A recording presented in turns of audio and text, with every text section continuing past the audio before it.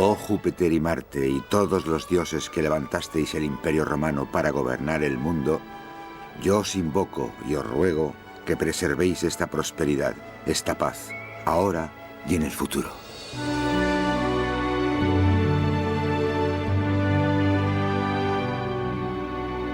En el año 14, plegarias como esta se oían por los vastos dominios gobernados por Roma.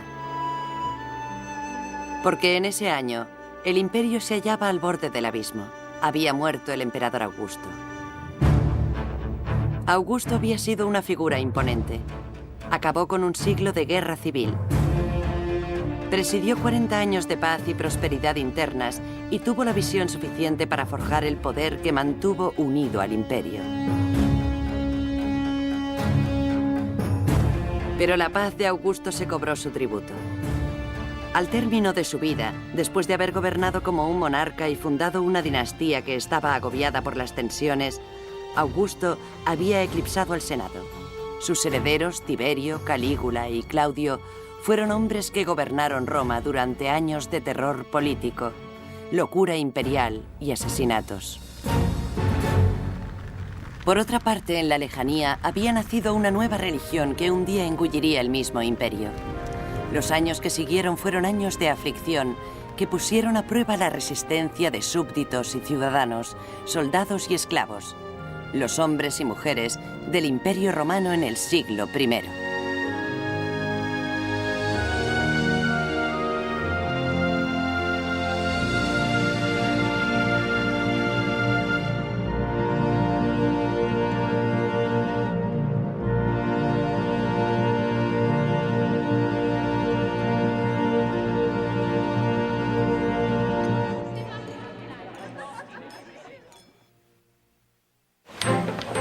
Años de aflicción. ¡Qué milagro! Ahora podemos navegar hasta Hispania en tan solo 4 días. Llegar a la Galia en 3 días. Y podemos alcanzar África con una brisa suave en solo una noche. A medida que iba transcurriendo el siglo I, los observadores no cabían en su asombro al ver que cada vez el mundo se hacía más pequeño. Es increíble. Pero incluso Egipto está a solo 7 días de viaje. El imperio que Augusto había dejado tras él era mucho más que una colección de tierras conquistadas. Constituía una sociedad extensa con un comercio activo y frecuentes viajes. En el año 14, las gentes de lo que hoy en día es Francia, Turquía, Siria, Grecia, España y el norte de África formaban parte de Roma. Contribuían a su bienestar y se beneficiaban de su protección.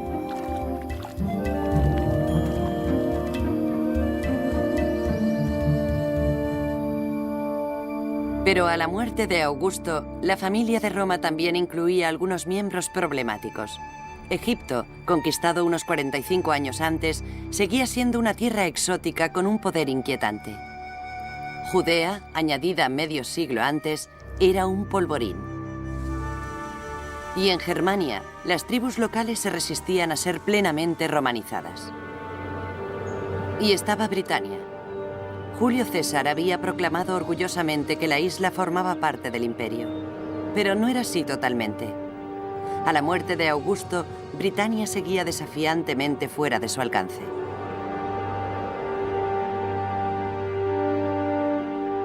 En su lecho de muerte, Augusto asumió un aire filosófico. ¿He representado bien mi papel en esta comedia de la vida?, preguntó. La respuesta, un rotundo sí.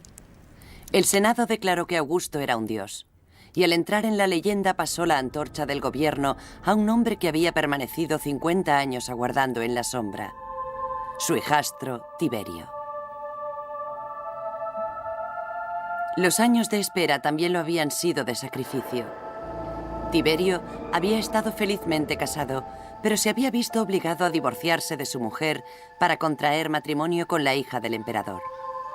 Tiberio acató la orden de Augusto, pero sus biógrafos nos dicen que ya nunca volvería a ser el mismo.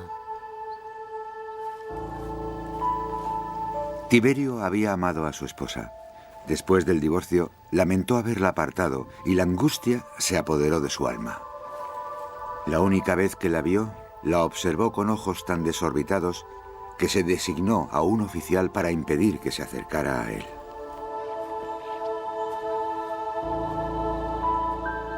A pesar de su sacrificio, Tiberio se sentía rechazado.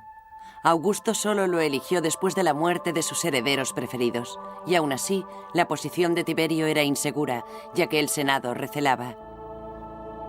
Sus miembros necesitaban un líder, pero odiaban la monarquía, y muchos rechazaban la vuelta al sistema hereditario. La situación de Tiberio era imposible. En realidad, no esperaba convertirse en emperador. No era la primera elección de Augusto. Tampoco era Augusto. No había tenido los éxitos de este. Las negociaciones de sus funciones, con relación a aquellos que eran sus iguales, fue muy difícil. En la Cámara del Senado se palpaba la tensión mientras se leía el testamento de Augusto. Tiberio se movió con cautela al reclamar su legado, y no se manifestó con claridad. ¿Tiberio asumirá plenos poderes imperiales?, preguntaron los senadores. No, respondió él. ¿Qué rama del gobierno controlarás?, preguntó un senador. Tiberio permaneció en silencio. ¿Cuánto tiempo seguirá Roma acéfala?, demandó otro. Claro que Tiberio quería el poder. La excusa para comportarse tal como lo hizo era que así lo había hecho Augusto. Intentaba parecerse a él con todas sus fuerzas. Augusto había conseguido el poder rechazándolo, y Tiberio creía que debía hacer lo mismo. Pero, curiosamente, de alguna forma sutil, y se equivocó. Rechazó demasiado. No convenció a nadie de que su negativa era genuina. Y con ello despertó resentimientos. Mientras Tiberio intentaba torpemente definir su papel, fuera de Roma se produjeron unos acontecimientos de resultados nefastos. Llegó un mensaje de las provincias. 2 ejércitos de la frontera norte se negaban a obedecer órdenes. Había empezado entre las legiones de las actuales Hungría y Austria, a 10 días de marcha de Roma. Un soldado descontento manifestó la amarga realidad de la vida en el ejército. Y montando una tribuna de tierra, avivó el fuego del resentimiento. Hombres viejos que están soportando 30 y 40 años de servicio, muchos de ellos incluso, han perdido alguna extremidad. Y a pesar de ello, no terminan licenciándose, siguen haciendo el mismo trabajo con otro nombre. Y si por casualidad alguno sobrevive, es arrastrado hasta los confines de la tierra y se le paga con una ciénaga o con una ladera montañosa estéril. Por Hércules, la vida en la legión es brutal y no reporta ningún beneficio. Gradualmente las quejas fueron haciendo mella. Los soldados empezaron a mostrar sus cicatrices. Algunos se dedicaron al pillaje. Asesinaban a los oficiales. Y con las palabras desafiantes resonando en el aire, la rebelión iba ganando fuerza. ¿Por qué tenéis que obedecer como esclavos? ¿Cuándo os atreveréis a exigir la recompensa si no es con un nuevo y vacilante emperador? Era la peor pesadilla de Roma y exigía que la familia imperial le prestara atención. Con el nuevo emperador ocupado en la capital, otro miembro de la familia fue enviado a sofocar la rebelión. Se llamaba Germánico. Era joven, carismático y querido por los soldados como hombre de las legiones. Su esposa incluso había dado a luz en un puesto avanzado del ejército, y el hijo de 2 años de la pareja vestía un pequeño uniforme. Los soldados le llamaban Caliga, que quería decir botita, y de ahí Calígula. El muchacho era el favorito de los legionarios romanos, su mascota imperial.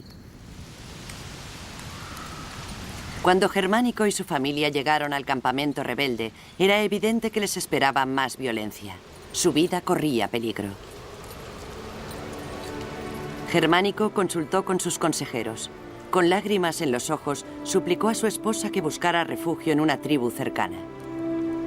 Ella aceptó, marchando con el pequeño Calígula en sus brazos. Unos años después, el historiador Tácito narró el episodio.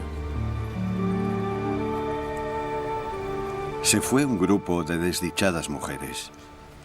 La esposa del comandante, una refugiada, estrechando a su hijo contra su pecho, rodeada por las llorosas esposas de sus camaradas. Los llantos fueron oídos por los soldados que salieron de sus tiendas. Avergonzados sintieron lástima por ella y pensaron en sus antepasados y en su hijo, una criatura nacida y criada entre las tiendas. Suplicaron, insistieron que volviera. Se quebró la unidad de los rebeldes. Germánico se convirtió en un héroe y Calígula y su madre regresaron al campamento. Calígula, de niño, en plena rebelión, tuvo ocasión de comprobar la gran importancia de la lealtad del ejército. Además, él había sido el favorito de los soldados y pudo apreciar la lealtad que el ejército sentía por la familia imperial en Roma. Y también pudo ver lo que ocurría si no se satisfacían las aspiraciones de los soldados. No mantendrían su lealtad. Calígula vio que la lealtad del ejército era la médula de la fuerza imperial. Pero los hechos le enseñaron a Calígula otra lección aún más negra. La popularidad podía ser algo muy peligroso. 5 años después, Germánico, el padre de Calígula, yacía en su lecho de muerte. Se creía que había sido envenenado por orden del emperador.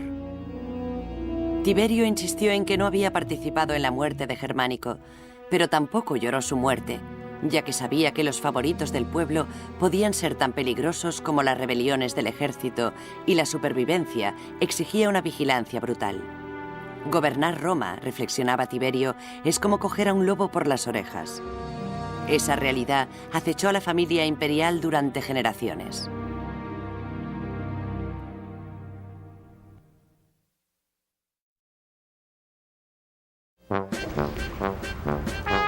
Debo ir a tomar un baño.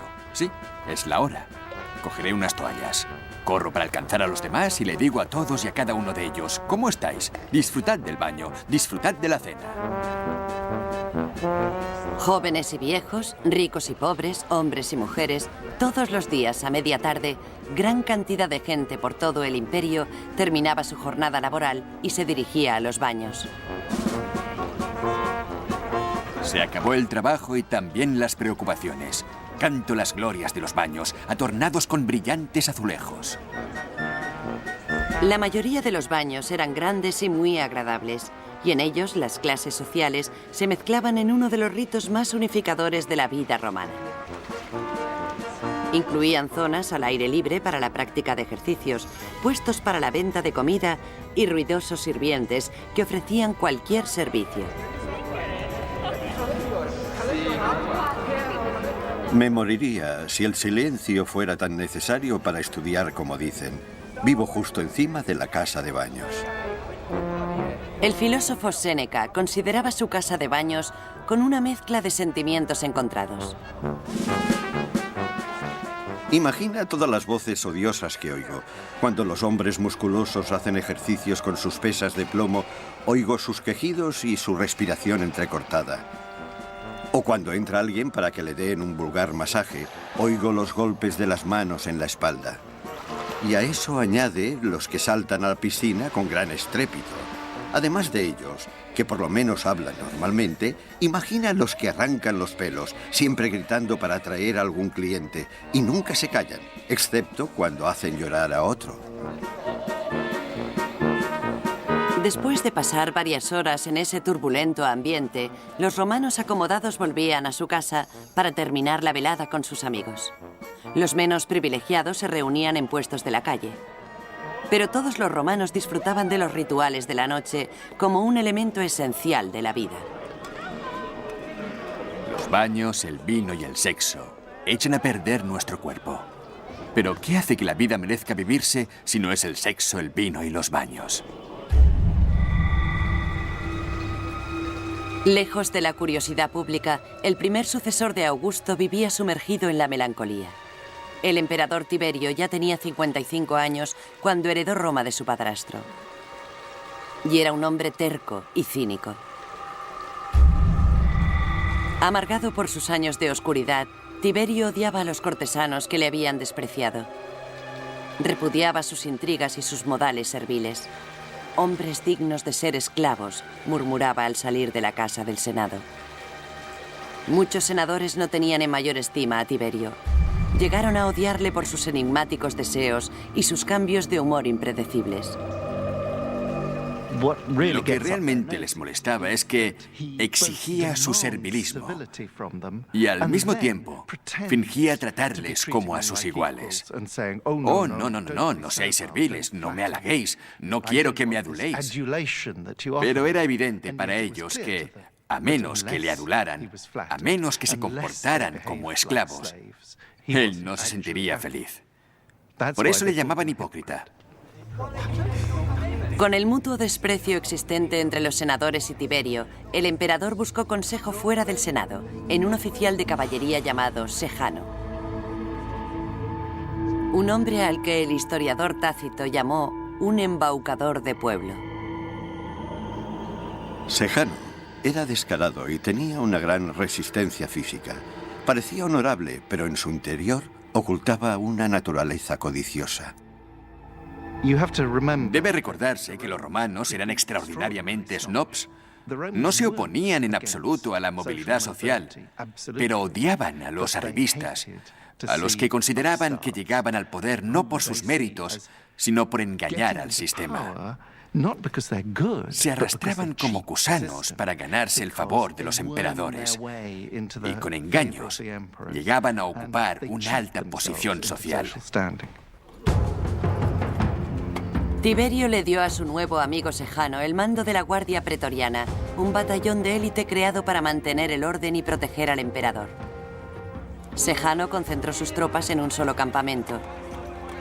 Al estar alojadas en un solo lugar, dice Tácito, la Guardia acrecentó la influencia política de Sejano.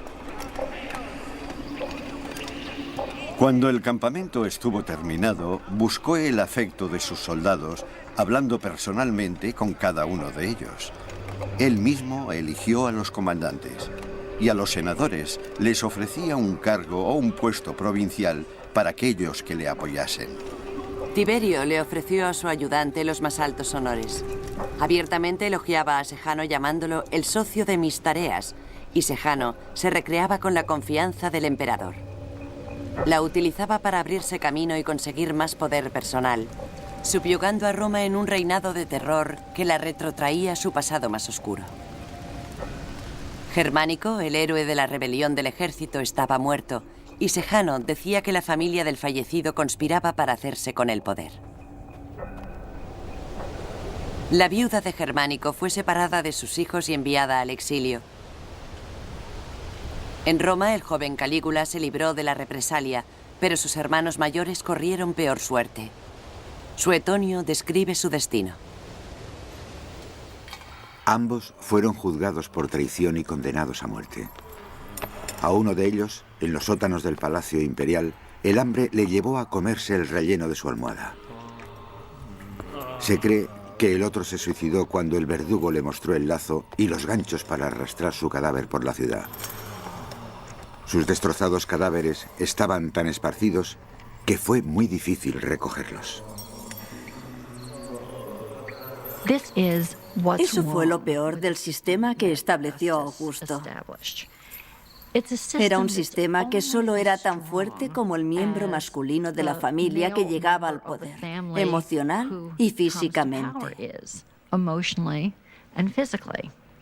Y a pesar de que hubo personajes impresionantes, especialmente Augusto, quien asumió dicho papel, hubo otros que tenían grandes problemas. Y las causas hay que buscarlas en el hecho de vivir en ese palacio en el que la gente constantemente rivalizaba por conseguir un mayor poder y los favores del emperador. Sejano, el ayudante del emperador, muy pronto amplió sus purgas. Instauró los juicios por traición. Los rivales eran comúnmente condenados y, según Tácito, ejecutados. Eran tiempos de corrupción, codicia y servilismo. No solo la élite se sentía insegura en su posición, incluso los oficiales de menor rango competían para realizar actos serviles y execrables. Apenas una década después de la muerte de Augusto, la dinastía que había fundado le fallaba a Roma.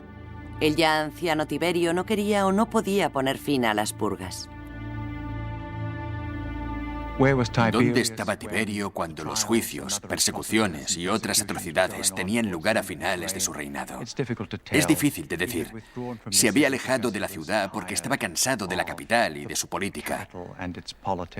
Tal vez tuvo conocimiento de algunos de los juicios que tuvieron lugar, aunque puede que no supiera nada. Es posible que hubiera sido engañado. ¿Cómo saberlo? Es muy difícil decirlo.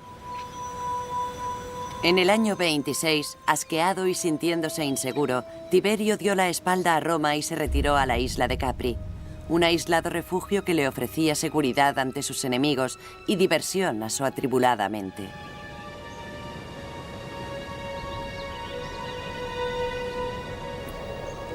Una vez en Capri, preparó salones para sus deseos más depravados. En una de las 12 villas de los acantilados, Tiberio buscó consuelo en la astrología, el vino y, según Suetonio, su chismoso biógrafo, en toda clase de desenfrenos.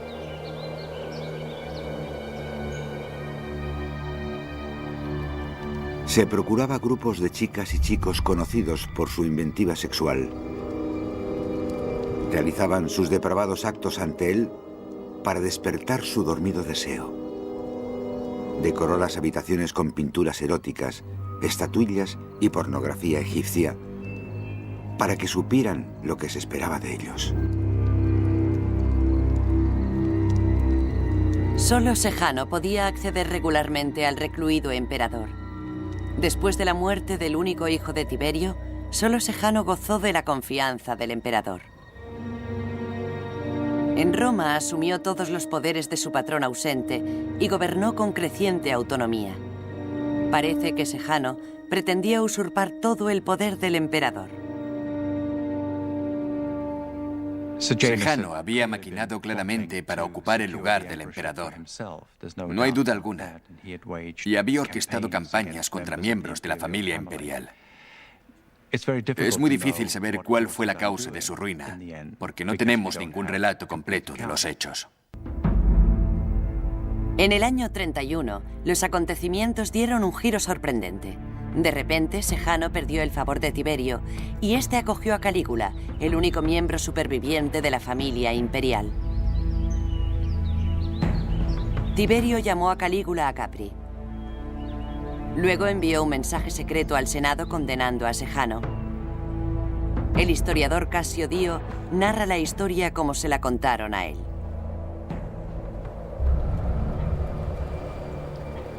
Al amanecer, el agente del emperador subió por la colina donde el Senado estaba reunido en un templo de Apolo.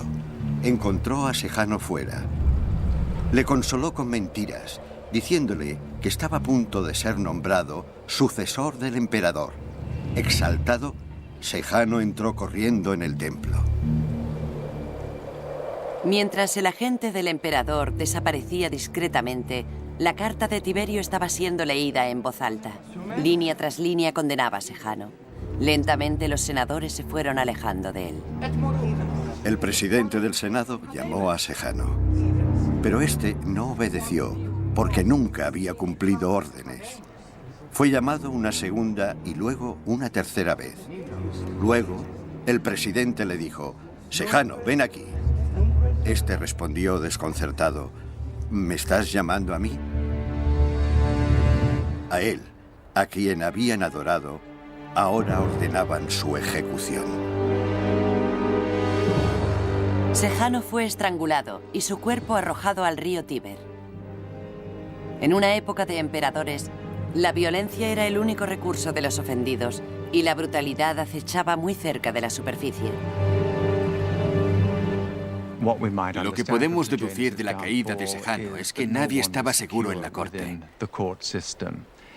Era una forma de gobierno reservada. Personajes sin escrúpulos perseguían el poder porque ambicionaban ejercerlo, pero nadie podía estar seguro ni controlando ese poder. El emperador podía golpear a cualquiera sin previo aviso. Tiberio continuaba gobernando desde Capri. Todos sus rivales habían sido destruidos, pero también la posibilidad de garantizar la sucesión. En sus últimos años, Tiberio, cansado y distante, sabía que su único sucesor con vida era Calígula.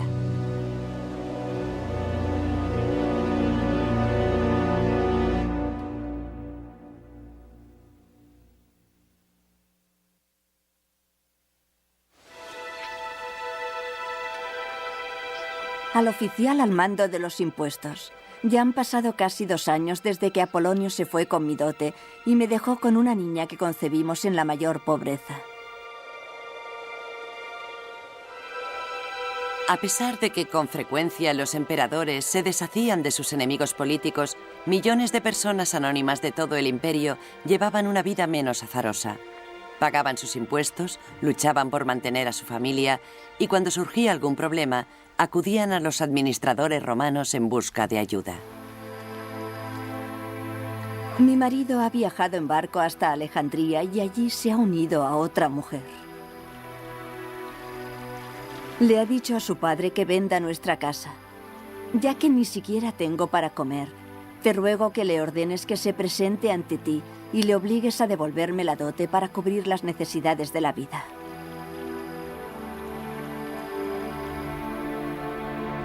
Muchos vivían al borde de la ruina. En pueblos y ciudades, en Egipto, Italia y por todo el Mediterráneo, tenían que soportar calles sucias, distintas enfermedades y una hambruna recurrente.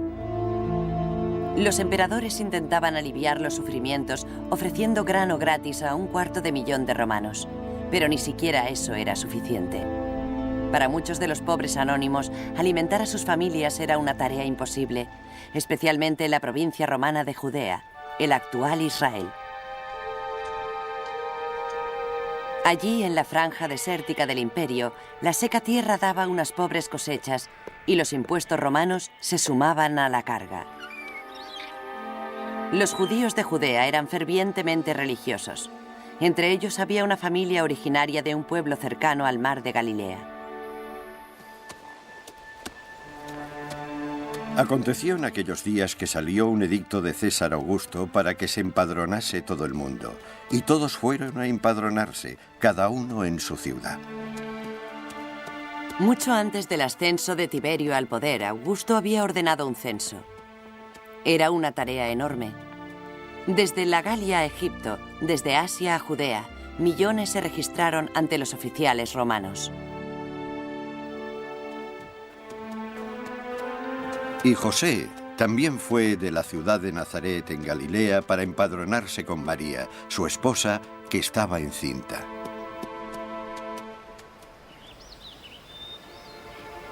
José era un carpintero judío.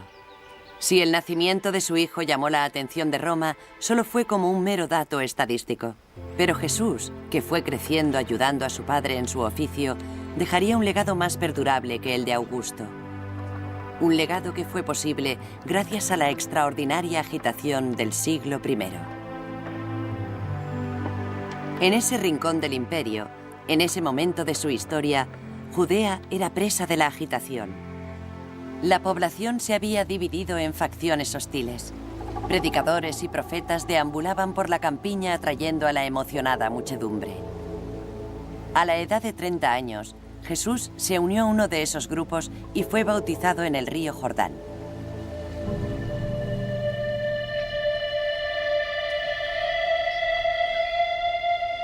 Muy pronto Jesús empezó a predicar. Al igual que otros predicadores de su época, iba de pueblo en pueblo, llevando su mensaje a las casas y las sinagogas de los pobres de Judea. Nadie puede servir a 2 señores.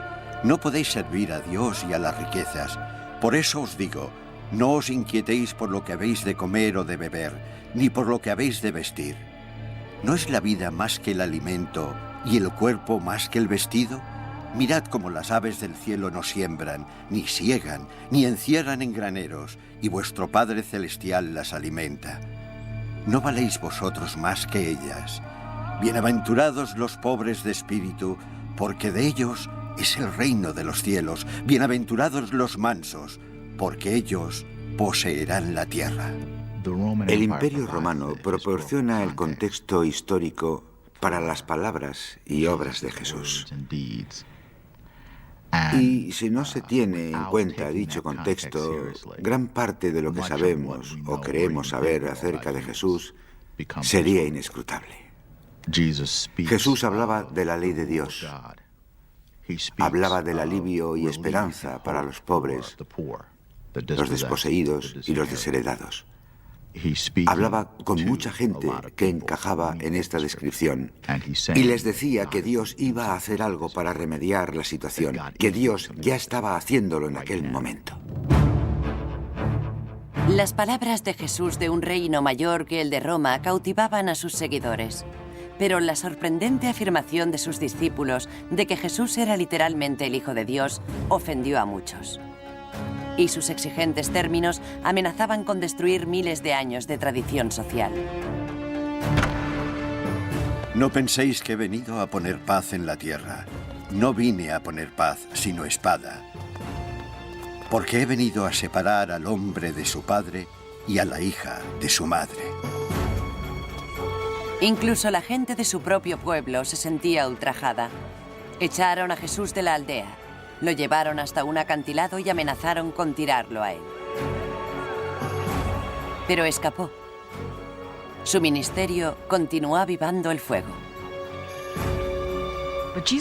Jesús decía cosas sorprendentes. Por ejemplo, a un joven que se acercó a él y le dijo: «Quiero seguirte, pero antes debo enterrar a mis padres». Jesús le respondió: «Deja que los muertos entierren a los muertos, tú sígueme a mí». Eran palabras provocadoras en un periodo en el que la responsabilidad filial de un hijo de enterrar a sus padres era fundamental. Por el año 33, Jesús viajó a la ciudad de Jerusalén con motivo de la Pascua. Se unió a los muchos peregrinos que habían llegado de todo el mundo, peregrinos que llegaban con dinero extranjero buscando animales para sacrificar en el templo de Jerusalén. Jesús estaba horrorizado. Él creía que el comercio profanaba el lugar sagrado. Encontró en el templo a los vendedores de bueyes, de ovejas y de palomas y a los cambistas. Y haciendo un azote con cuerdas, los arrojó a todos del templo. Derramó el dinero de los cambistas y derribó las mesas. Y a los que vendían palomas les dijo: «Quitad de aquí todo eso y no hagáis de la casa de mi padre una casa de contratación». El estallido de ira enfureció a los líderes religiosos, pero lo que aún era peor, amenazaba con desequilibrar la precaria estabilidad política impuesta por Roma. Jesús fue detenido, probablemente por subversión política. Para Poncio Pilatos, el gobernador romano, la sentencia fue evidente: crucifixión. Creo que es importante considerar la historia de Jesús desde el punto de vista romano. ¿Qué significaba la crucifixión de Jesús? Significaba que justamente mediante un proceso justo se habían librado de un agitador político, un delincuente, manteniendo así la paz romana, la estabilidad y el orden social. ¿Pero qué hicieron los cristianos? Le dieron la vuelta y convirtieron a este delincuente, a quien los romanos justamente habían condenado a muerte, en su héroe y su Dios a quien adoraron. Los romanos lo entendieron. Los romanos reconocían la subversión política en cuanto la veían.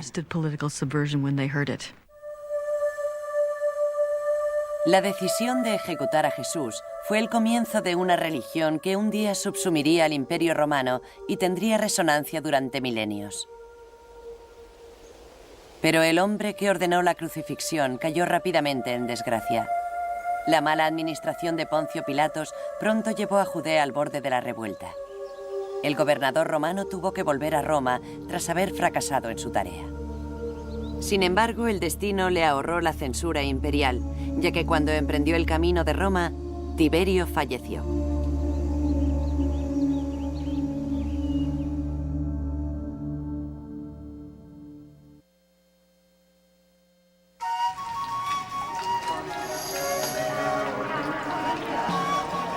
En los baños no hay forma de escapar de Menógenes. Si coges unas toallas, él dirá que son más blancas que la nieve, aunque es posible que estén más sucias que el regazo de un bebé. Mientras te peinas los cabellos que te quedan, él te dirá que te pareces a Aquiles. Lo elogiará todo, se maravillará ante todo hasta que, agotado por sus aburridos esfuerzos, le invites a tu casa. Las bufonadas de los romanos, conscientes de su clase social, encantaban a los antiguos humoristas. En algunos círculos, conseguir mediante engaños ser invitado a la mesa de un hombre rico era un ritual cotidiano. No conseguirlo, la desgracia social. Mi amigo jura que jamás ha cenado en su casa, y es cierto. No come a menos que le inviten. La cena era un acto casi artístico. Los romanos de clase alta se recostaban en divanes y eran servidos por esclavos. Disfrutaban de la música, la poesía y una gran variedad de manjares. Pero los romanos más modestos disfrutaban de pasatiempos más humildes, como muestran las pintadas garabateadas hace 2000 años como diálogos cómicos. Posadero, quiero pagar la cuenta. Me debes una moneda por el vino, una por el pan y 2 por haberlo disfrutado. De acuerdo. La muchacha que has traído cuenta 8 monedas. Sí. Y el heno de tu mula son 2 más. Esa maldita mula será mi ruina. En el año 37, el imperio gozaba de un ambiente más alegre, ya que Calígula, de 25 años, se había convertido en el emperador. Al asumir el poder, Calígula satisfizo los deseos del pueblo romano, o debería decir de todo el mundo. Calígula había sufrido las intrigas palaciegas. Siendo el único superviviente de un padre muy carismático y la antigua mascota del ejército de Roma, muchos esperaban que aportara una nueva energía a la triste ciudad. Al principio, Calígula estuvo a la altura de las esperanzas. Llamó a los exiliados y presidió una hoguera en la que ceremonialmente quemó las transcripciones de los juicios por traición de su predecesor.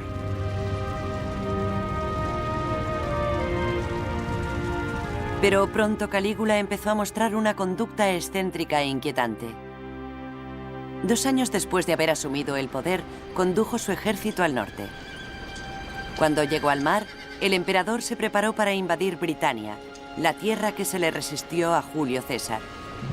Luego, inexplicablemente, Calígula ordenó a las legiones que recogieran conchas de mar.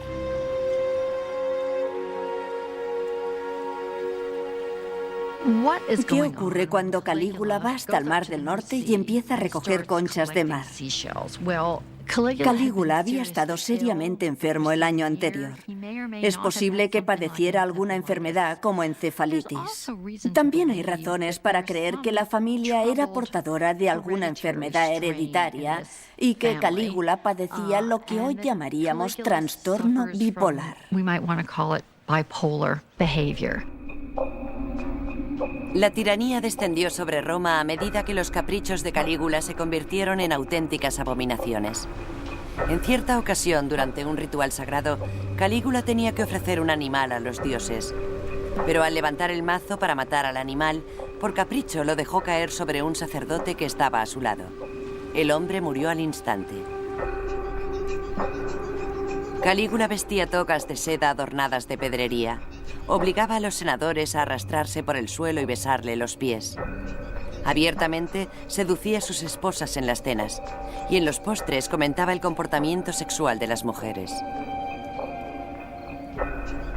No hay duda de que Calígula era un hombre raro, grotesco, y es muy posible que clínicamente loco.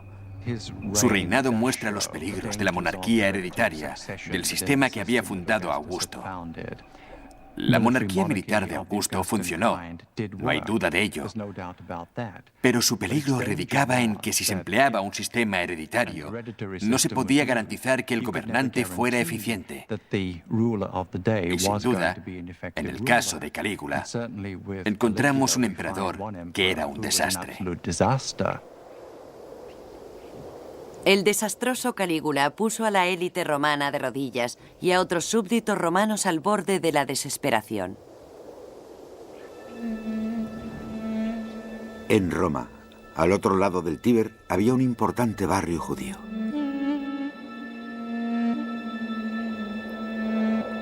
El erudito judío Filo pertenecía a una de las muchas minorías religiosas del imperio.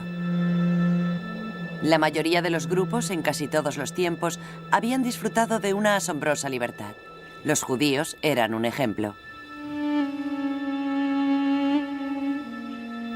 La mayoría de ellos eran romanos. Habían llegado a Italia como prisioneros de guerra y sus amos les habían concedido la libertad, pero no se vieron obligados a traicionar las costumbres de sus antepasados. Cuando Augusto distribuía grano y dinero, los judíos recibían lo mismo que los demás. Pero Calígula no era Augusto. En el año 39, en Alejandría, Egipto, la ciudad de Filo, se puso fin a la tolerancia. Los no judíos colocaron estatuas de dioses griegos en las sinagogas. Cuando los judíos, ofendidos, las derribaron, estalló la violencia.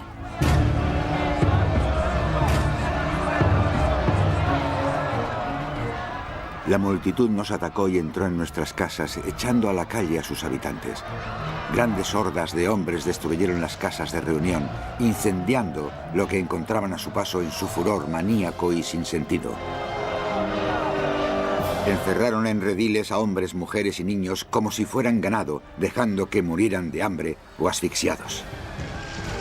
Y los que aún quedaban con vida les ataban correas a los tobillos y los arrastraban por el mercado, saltando sobre ellos y profanando sus cadáveres. Fue una horripilante tragedia que llegó en un momento muy desafortunado. Solo el emperador podía mediar en tales desastres, pero a Calígula no le importaba. Filo y algunos compañeros judíos querían solicitar una audiencia. Viajaron desde el norte de Egipto hasta Roma. Pero cuando estuvieron ante la presencia de Calígula, supieron que su misión fracasaría. Cuando nos llevaron ante su presencia, nos inclinamos hasta el suelo en señal de humildad y le ofrecimos nuestras manos, llamándole el más santo emperador. Gruñendo y refunfuñando nos dijo: «Vosotros sois los que odiáis a Dios». El emperador estaba inspeccionando una villa que estaba siendo restaurada. Calígula entraba y salía del interior de la misma mientras los enviados judíos se esforzaban por mantenerse a su paso. Le seguimos de cerca arriba y abajo mientras nuestros enemigos se burlaban de nosotros. Cuando hubo dado algunas órdenes referentes al edificio, nos hizo una solemne pregunta: ¿por qué no coméis cerdo? Nuestros adversarios se echaron a reír. Empezamos a hablar, pero al ver que nuestros argumentos eran motivo de burla y escarnio, dejamos de intentarlo, ya que solo podíamos esperar la muerte. Filo y sus compañeros no fueron ejecutados, pero tampoco consiguieron nada. Cuando los hombres se consolaban mutuamente en su alojamiento, se vieron consternados con otro golpe. Recibieron noticias de que Calígula había ordenado una estatua de sí mismo como Dios y que había planeado colocarla en el templo de Jerusalén, el lugar más sagrado de los judíos de todo el mundo. Era el peor sacrilegio y, sin duda, causaría nuevos brotes de violencia. Los que vivían en la ciudad santa, como si respondieran a una sola señal, abandonaron su hogar y corrieron como uno solo hasta el campamento del gobernador romano. Filo dice que los ancianos dijeron que preferían morir allí mismo antes que ver su templo profanado. Pero su sacrificio no fue necesario. Los judíos no eran los únicos a los que Calígula había pisoteado más allá de sus fuerzas. En Roma, poco después de que llegara su petición, el emperador pagó por sus fechorías. Calígula acabó siendo asesinado por sus consejeros más cercanos.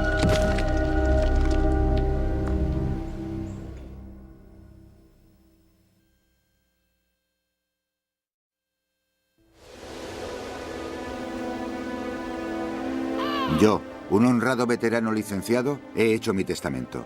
He ordenado que se le conceda la libertad a mis 2 esclavas de más de 30 años de edad.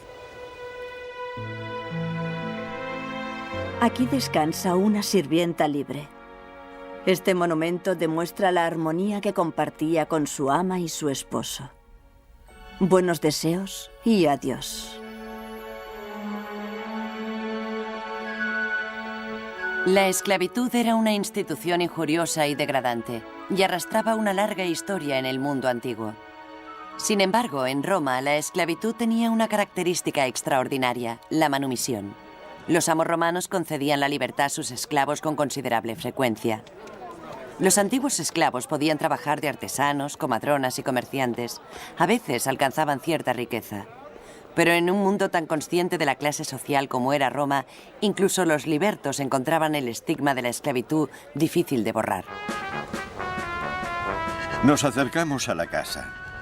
En la entrada había un portero que desvainaba guisantes en un recipiente de plata. Colgada encima de la puerta, una urraca daba la bienvenida a los invitados desde su jaula de oro. Petronio, el noble romano, tenía un instinto innato para la sátira. En su novela El Satiricón, Petronio satirizaba el estilo de vida de los libertos, describiendo una cena vulgar con los ojos de un invitado ficticio. Llegamos al comedor. Unos muchachos egipcios vertieron agua fresca en nuestras manos, mientras otros se ocupaban de los pies, quitando los padrastros con precisión. Empecé a hablar con mi vecino. ¿Quién es esa mujer que va de un lado para otro? La esposa del anfitrión, me contestó. Cuenta su dinero por talentos. Pero ten cuidado, no desprecies a los otros libertos que hay por aquí. También son muy ricos. ¿Ves a ese de ahí reclinado en el diván? Hoy vale más de 800.000. Hace muy poco que es liberto. No hace mucho transportaba leña a la espalda. El Satiricón de Petronio repasa maravillosamente bien toda clase de prejuicios sociales. En un momento en el que uno de los grandes fenómenos del siglo I después de Cristo es la ascensión de los libertos, el deseo de estos es parecerse a los auténticos romanos. Los personajes de la obra de Petronio son todos esos ex-esclavos que pretenden parecerse a los romanos. Comen como los romanos, se bañan con los romanos, intentan citar fragmentos de la antigua literatura, de la mitología, como si fueran romanos. Y siempre se equivocan. Fracasan socialmente de forma que un aristócrata romano como Petronio puede reírse de ellos.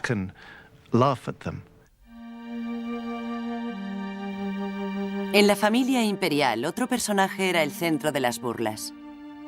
Se llamaba Claudio. En su infancia, el cuerpo de Claudio se vio atormentado por una misteriosa enfermedad. Para vergüenza de su familia, nos cuenta Suetonio, su biógrafo, Claudio quedó desfigurado para el resto de su vida. Cuando caminaba, se le combaban las rodillas. Tenía una risa indecente y, lo que aún era más repugnante, cuando se enfadaba, la saliva salía disparada de su boca. La nariz le goteaba, tropezaba con la lengua al hablar y balanceaba la cabeza con el más mínimo esfuerzo. Claudio era el blanco de todas las burlas. Cuando se quedaba dormido después de cenar, los invitados le tiraban comida. Le ponían sandalias en las manos y estallaban en risas cuando Claudio se despertaba y se rascaba la cara con ellas. Pero en el año 41, las risas cesaron de repente. Después del asesinato del emperador Calígula, Claudio era el único heredero vivo de Augusto. Excluido por aquellos que conspiraban contra Calígula, Claudio se retiró a sus aposentos. No mucho después, tras la noticia del asesinato, salió sigilosamente, aterrorizado. Llegó a un solario y se ocultó tras unas cortinas. Un soldado vio los pies. Claudio cayó de rodillas aterrorizado, pero el soldado le reconoció y le saludó como emperador. Para nosotros, Claudio es un personaje que nos inspira compasión. Y en parte se debe a que sus contemporáneos lo convirtieron en una figura ridícula. Lo que nos invita a intentar ver más allá del objeto de sus burlas para encontrar a un personaje muy serio que quería hacer algo sensato. Claudio sorprendió a todo el mundo. El inverosímil emperador se levantaba todas las madrugadas, justo pasada la medianoche, para empezar a trabajar. Aprobó leyes para proteger a los esclavos enfermos, dio más privilegios a las mujeres, pedía disculpas a los demandantes por la falta de sillas. Esta conducta, escribió Suetonio, le ganó las simpatías del pueblo. Los gestos sorprendentes eran seguidos por actos asombrosos. Triunfando donde fracasó el gran Julio César, por fin Claudio estableció el gobierno romano en Britania. Fue la anexión más importante del imperio desde la muerte de Augusto. Pero hubo más. Durante siglos, el Senado romano se había opuesto a la entrada de ciudadanos que no fueran romanos. En el año 48, Claudio defendió que se sentaran con ellos hombres de la Galia, la actual Francia. ¿Por qué cayeron Esparta y Atenas, tan poderosas con las armas, si no es porque mantuvieron a sus súbditos segregados? Ahora que la Galia se ha unido a nosotros en matrimonio y cultura, permitamos que sumen su oro y su riqueza a la nuestra en vez de quedársela para ellos. Lo que hagamos hoy servirá de ejemplo para el futuro. La vieja guardia se mostró desafiante. Estaba dispuesto, comentó un senador, a ver a griegos, galos, españoles y británicos llevando la toga.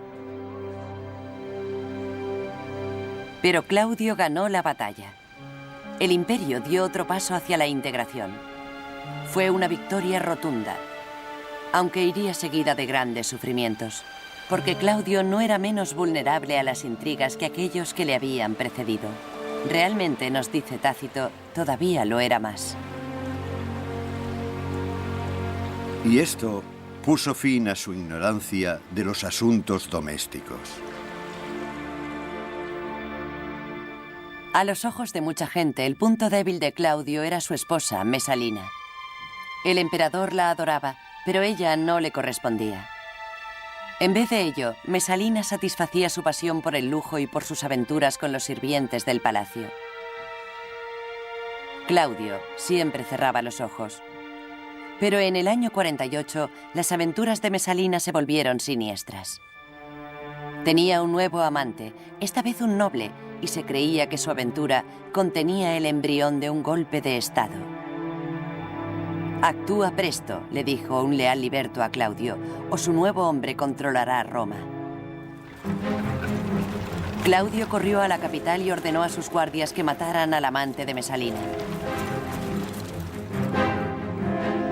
La mujer del emperador huyó a la villa de un amigo para preparar las súplicas. La ira de Claudio empezó a desvanecerse, pero su liberto no corrió ningún riesgo. Le dijo a los guardias y a su comandante que mataran a Mesalina. Se eligió un liberto para hacerlo. Adelantándose a los oficiales, la encontró acurrucada en el suelo con su madre sentada a su lado. Esta, con frecuencia, había desaprobado la conducta de su hija, pero ahora le invadía la compasión. La vida ha pasado, dijo, y solo queda esperar una muerte honrosa. Pero no había honor en ese espíritu tan corrompido por la lujuria. Las puertas se abrieron ante los hombres. El comandante permaneció en silencio ante ella antes de darle el golpe mortal. Claudio celebraba una cena cuando le llegó la noticia de que su esposa había muerto. Sin preguntar si había sido un suicidio o un asesinato, pidió más vino.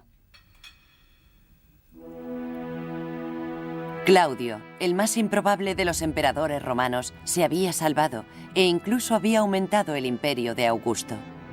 Pero él también sujetaba a un lobo por las orejas.